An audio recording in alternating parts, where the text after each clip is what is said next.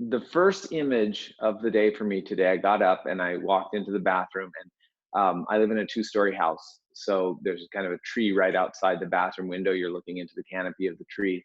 And there were two doves going nuts on each other, going crazy. I mean, like trying to rip each other's head off. And I was just like, wait a second, you're doves. You're the symbol of peace. What are you doing? But one dove was telling the other dove, like, I'm sick of spending quarantine in this tree with you. Get out. And certainly tensions can be running high. Even the doves can no longer stand to be the symbol of peace. Um, but anyways, I thought that was just a funny thing when I first saw it in the morning, that doves are having a hard time being peaceful.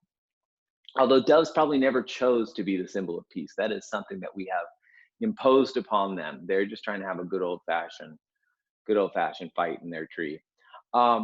Anyways, I'm glad that you're here, and I'm glad that you are working on becoming a symbol of peace within your own heart and within your own life. Yesterday, I had a really lovely talk with one of my students who's here in the call today, and she was in the meditation class yesterday, and we were having a conversation about authenticity.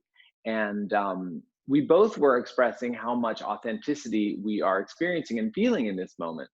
She was appreciating the classes that I'm giving and the teaching that I'm giving.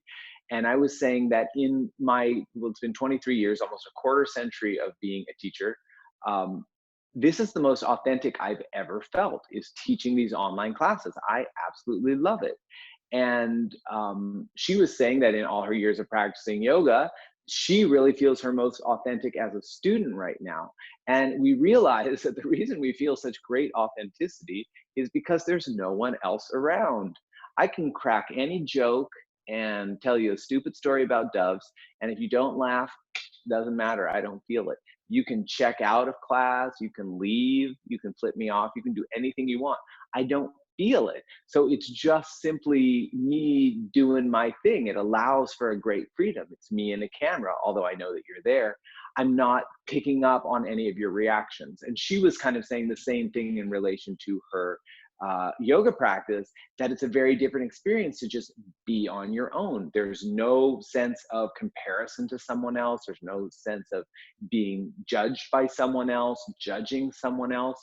So what we determined through this conversation is that it's really easy to be authentic when you're alone.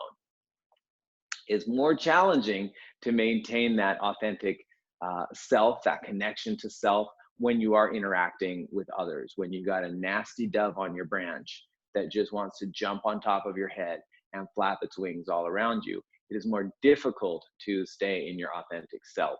Um, so anyways, I don't know that I have a particular piece of wisdom in relation to it, although it is a good time to practice what it feels like to be authentic. I know that when I get to this next stage of whatever, teaching is going to look like once things open back up, I really have a feeling now of how I like and want to be, even more so than I was before. And hopefully the student now has a sense of what it's really like to practice from an authentic place, not giving a crap what anyone else around her might be thinking. And even if she goes back into a class, can really try and maintain that authenticity. So of course it is more difficult in interactions to be completely authentic, but this is a wonderful time for practice. I think it's just one more element that we can incorporate. It's just tune into yourself, see what feels good to you, and then you can take over as the symbol of peace and give the doves a break, right? Okay, so let's bring our hands together at your heart. That one dove, it got so hurt by the other one, and then I knew what it sounded like when a dove cried.